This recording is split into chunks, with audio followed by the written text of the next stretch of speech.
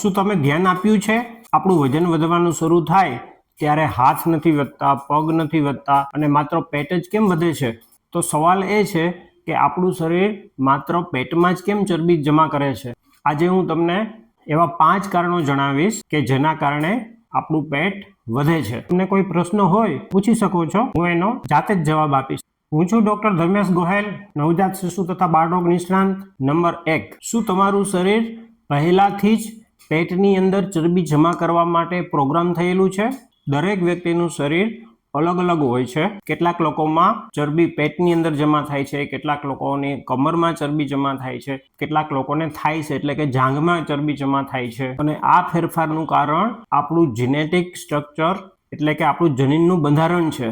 એટલા માટે જ બે લોકો એક સરખું ખાય છતાં પણ બંનેમાં ચરબી અલગ અલગ જગ્યાએ જમા થઈ શકે છે. જો આ માહિતી તમને ઉપયોગી લાગી હોય તો જમણી બાજુ કોર્નરમાં નીચે સબસ્ક્રાઇબનું બટન છે એ દબાવીને મારી ચેનલ ચોક્કસથી સબસ્ક્રાઇબ કરી લેજો. વજન ઘટાડવા માટે જો તમારે વધુ ટિપ્સ જોઈતી હોય તો કોમેન્ટ સેક્શનમાં મને યસ એવી કોમેન્ટ ચોક્કસથી કરજો. પણ માત્ર જીનેટિક્સ એકલું કારણ નથી, આગળનું કારણ તમે દરરોજ કરો છો. નંબર 2, શું તમારી ઇટિંગ હેબિટ્સ એટલે કે ખાવાની ટેવ તમારી પેટની ચરબી વધારી રહી છે? વારંવાર મીઠી વસ્તુઓ, સુગરી ડ્રિંક્સ એટલે કે ખાંડવાળા પીણાઓ, ફ્રીક્વન્ટ સ્નેકિંગ એટલે કે વારંવાર નાસ્તો કરવાની ટેવ, વધુ પડતો રિફાઇન કાર્બોહાઈડ્રેટ્સ એટલે કે મેંદો, સ્ટાર્ચ વગેરેનો ઉપયોગ, આ બધાના કારણે આપણું ઇન્સ્યુલિન વારંવાર અને ઝડપથી વધે છે અને એના કારણે આપણા પેટની અંદર ચરબી વધુ પ્રમાણમાં જમા થાય છે. યાદ રાખો, દરેક કેલરી સરખી નથી હોતી. તમે કેલરી કયા પ્રકારના ખોરાકમાંથી લ્યો છો એ ખોરાકની ક્વોલિટી નક્કી કરે છે કે તમારા શરીરમાં ચરબી જમા થશે કે નહીં અને તમારા પેટમાં ચરબી જમા થશે કે નહીં. આપણા શરીરમાં વારંવાર જો ઇન્સ્યુલિન વધુ પ્રમાણમાં વધતું રહે, વારંવાર સ્પાઇક થાય તો એના કારણે જે ચરબી જમા થાય એ મુખ્યત્વે આપણા પેટની અંદર જમા થાય છે. જો તમને પર્સનલ ડાયટ પ્લાન જોતો હોય તો કોમેન્ટમાં પ્લાન લખો. શું તમે ડાયટ કરો છો છતાં પણ વજન નથી ઘટતું? રેન્ડમ ટિપ્સ છોડો અને તમારા બોડી પ્રમાણે પ્લાન લો.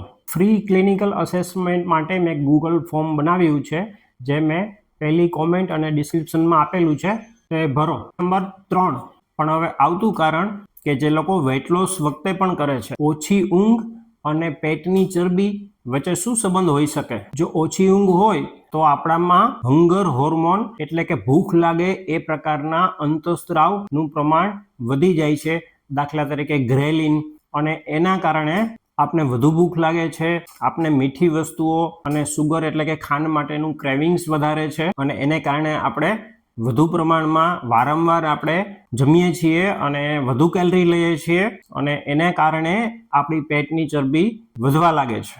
ઘણા લોકો ડાયટ ઉપર ધ્યાન રાખે છે પરંતુ ઊંઘ ઉપર ધ્યાન આપતા નથી અને આ જ સૌથી મોટી ભૂલ છે. જો તમે ઈચ્છતા હો કે તમારા પેટની અંદર ચરબી જમા ન થાય તો તમારે ઓછામાં ઓછું 7 કલાક સુધી વ્યવસ્થિત શાંતિપૂર્વક ગાઢ ઊંઘ લેવી જોઈએ. વજન વધે છે કે ઘટે છે એને ટ્રેક કરવું પણ ખૂબ જ મહત્વનું છે અને આના માટે હું જે વજન કાંટો એટલે કે વેઇંગ મશીન ઉપયોગ કરું છું એની લિંક ડિસ્ક્રિપ્શન અને કોમેન્ટમાં આપેલી છે.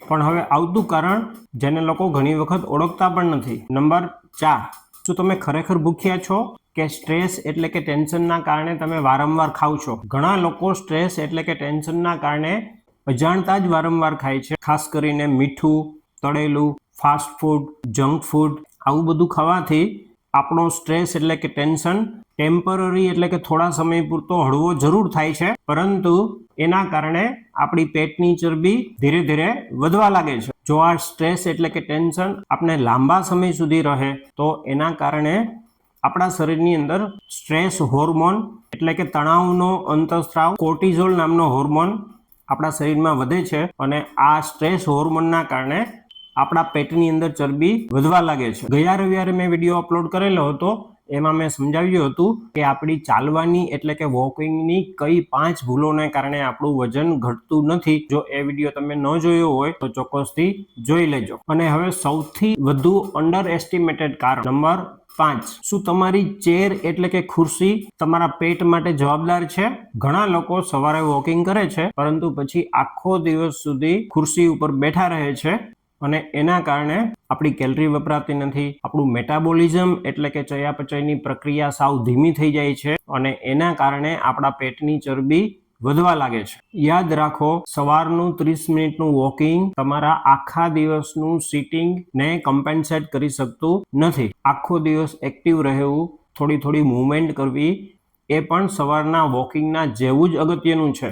કમેન્ટમાં લખો તમને કયું કારણ સૌથી વધુ લાગુ પડે છે. આપને વિડીયો ગમ્યો હોય તો ચોક્કસથી લાઈક કરજો અને આવા જ પ્રકારના વિડીયો માટે મારી ચેનલને સબસ્ક્રાઇબ કરવાનું ન ભૂલતા. નમસ્કાર મિત્રો.